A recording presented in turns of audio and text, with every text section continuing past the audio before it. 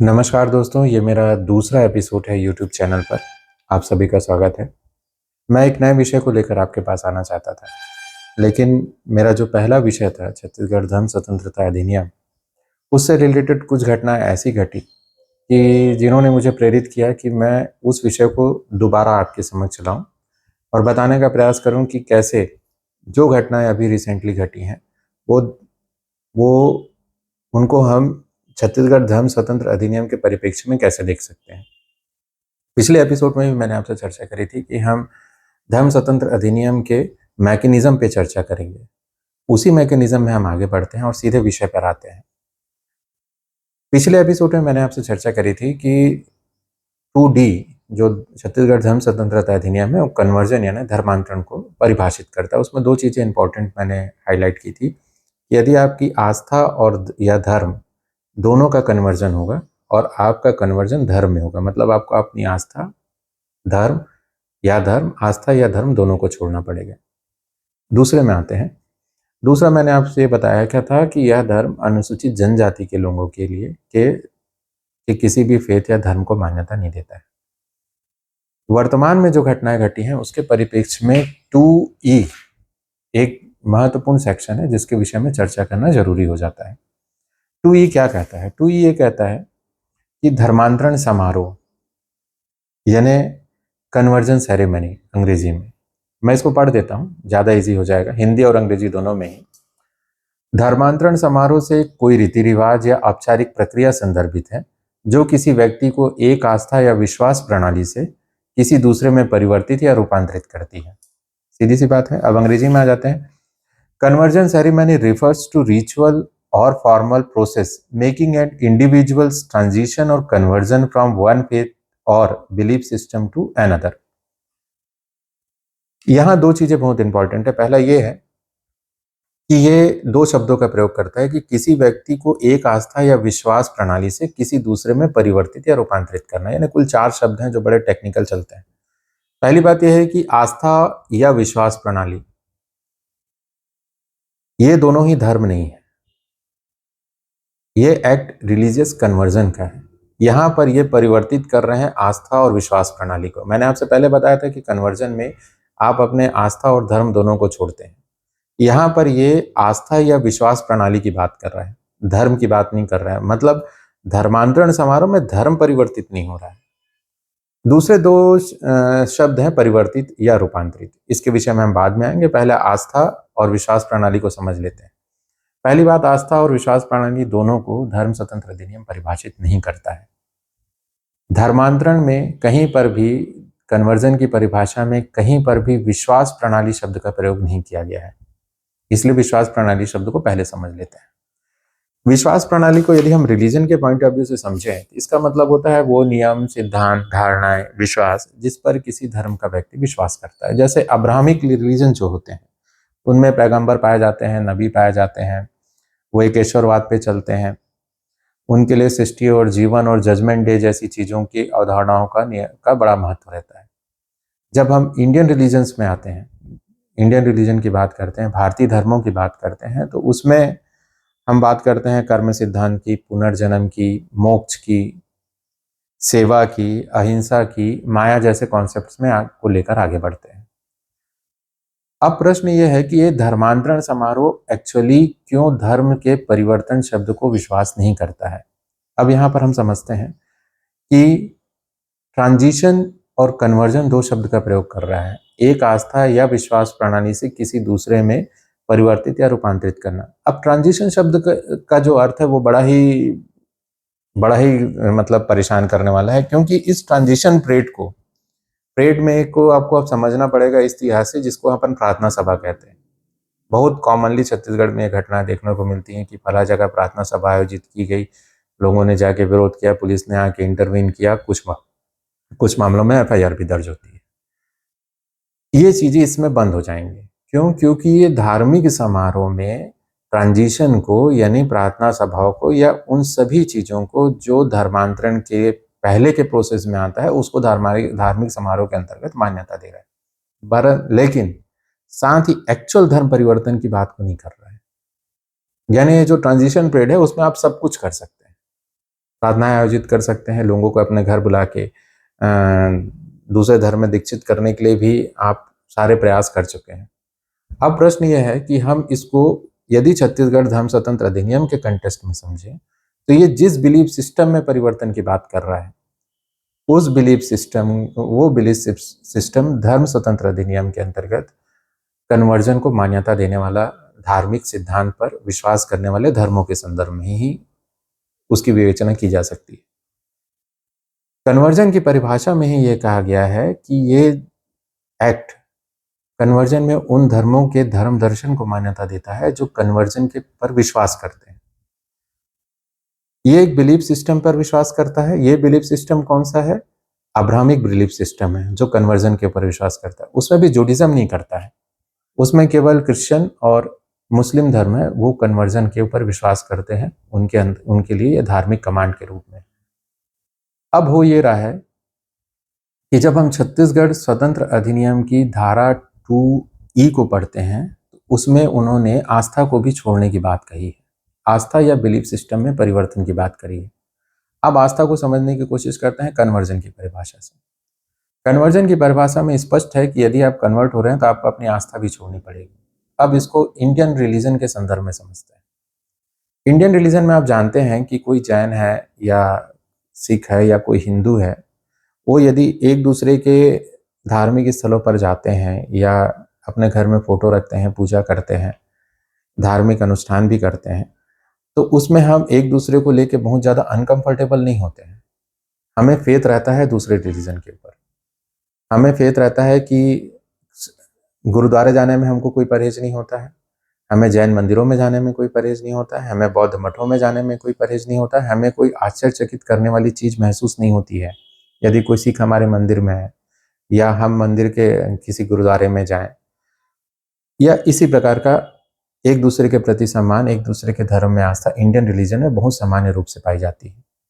लेकिन क्या ऐसा अब्राहमिक रिलीजन के विषय में कहा जा सकता है? क्या क्रिश्चियनिटी या मुसलमान, जिन धर्मों की धर्म दर्शन को ये एक्ट मान्यता देता है, उनके बिलीफ सिस्टम में धर्मांतरण एक आदेश के रूप में है? क्या ये आस्था को छोड़ने की जो बात करता है वो आस्था केवल इंडियन रिलीजन में पाई जाती है? एक दूसरे के धर्म के प्रति आस्था इंडियन रिलीजन में बड़ी सामान्य सी बात है, लेकिन ये बात क्रिश्चियनिटी और इस्लाम में नहीं मिलती है, जिस बिलीफ सिस्टम को धार्मिक स्वतंत्र अधिनियम मान्यता देता है। और बड़े ही ट्रिकी तरीके से देखिए, धर्मांतरण समारोह में वो धर्म परिवर्तन नहीं कर रहे हैं।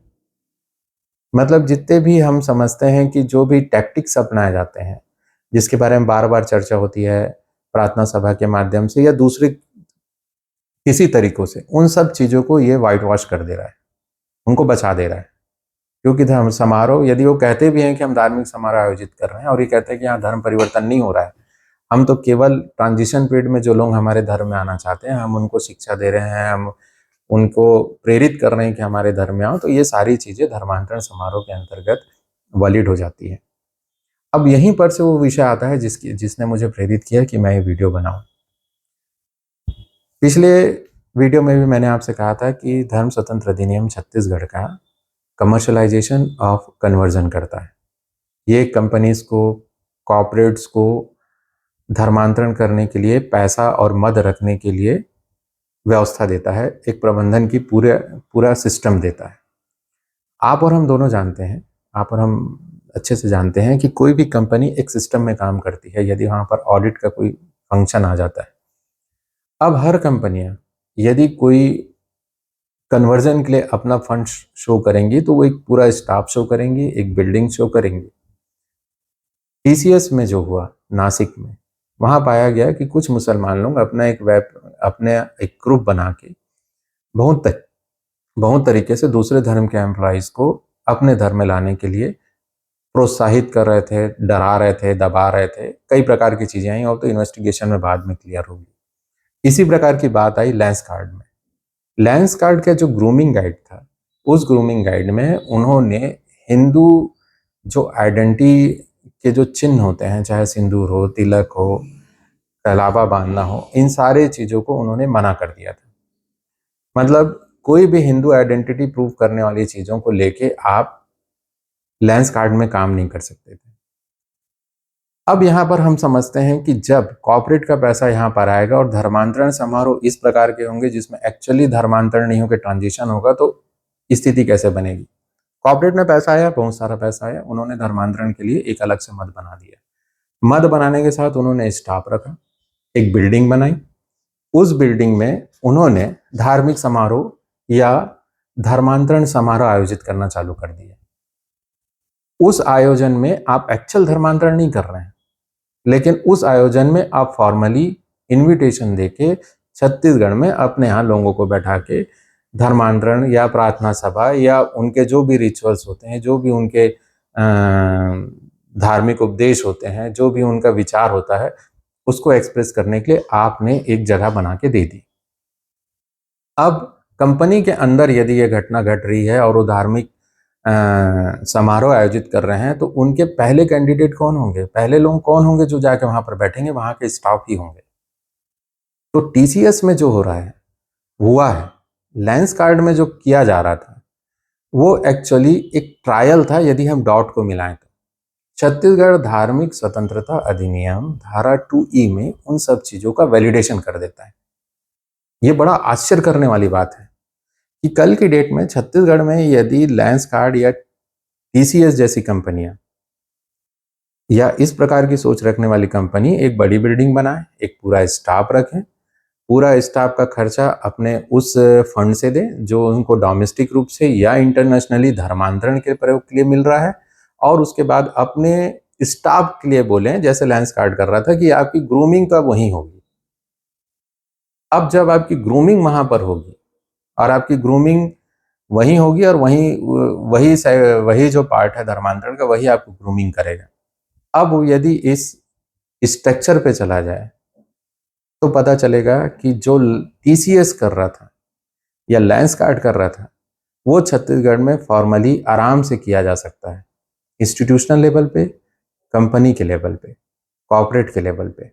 ये बहुत डराने वाली बात है, क्योंकि भारतीय जो धर्म है उन धर्मों में किसी भी स्थिति में, भारतीय धर्म ही क्यों, हिंदू, क्रिश्चियन, हिंदू, जैन, बौद्ध, सिख ही क्यों, जो राष्ट्रीय यानी पारसी और यहूदी जुडिज्म, ये भी धर्मांतरण के ऊपर विश्वास नहीं करते।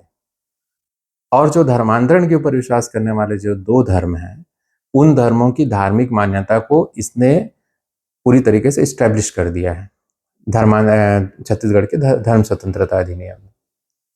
अब ऐसी स्थिति में आप ये समझिए कि टीसीएस यदि ये काम यहाँ पर करता तो कोई एफआईआर दर्ज नहीं हो सकता था। बस उसको दो ही काम करने थे, एक फंड बना देना था धर्मांतरण के लिए, एक बिल्डिंग बना देनी थी, और इन्हीं स्टाफ को रख देना था ग्रूमिंग के लिए। तो लेंस कार्ड में जो ग्रूमिंग हो रही थी वो टीसीएस में भी हो जाती यदि वो छत्तीसगढ़ में करते, और सब कुछ वैलिड होता, कुछ भी गलत नहीं होता। लेकिन चूंकि ये एक्ट केवल उन्हीं धर्म बिलीफ सिस्टम को मान्यता देता है जो बिलीफ सिस्टम धर्मांतरण के ऊपर विश्वास करते हैं, उन बिलीफ सिस्टमों को मेंशन नहीं करता है जो धर्मांतरण के ऊपर विश्वास नहीं करते, ना ही उनको किसी प्रकार का प्रोटेक्शन देता है। तो ये कितनी खतरनाक बात है उन अन्य धर्मों के लिए, ये हमको समझना पड़ेगा, हमको जानना पड़ेगा। कहीं ऐसा ना हो जाए कि छत्तीसगढ़ में सभी बड़ी कंपनियां जो टीसीएस में हो रहा था या जो करने की कोशिश लेंस कार्ड में की जा रही थी, वो उसको एक संस्थागत रूप से, इंस्टीट्यूशनल रूप से छत्तीसगढ़ में कर पाएंगे। अब एक एपिसोड मैं इसका एक फाइनली और लेके आऊँगा, उसके बाद मैं अपने दूसरे एपिसोड्स अलग अलग विषयों पर लेके आऊँगा। वो विषय होगा अनुसूचित जनजाति के संदर्भ में, इसके प्रयोजन, इसके इफेक्ट धर्म स्वतंत्रता अधिनियम के क्या उन पर होंगे, क्यों उनके अधिकार देने वाले, उनकी संस्कृति को बचाने वाले, उनकी सांस्कृतिक अस्मिता पर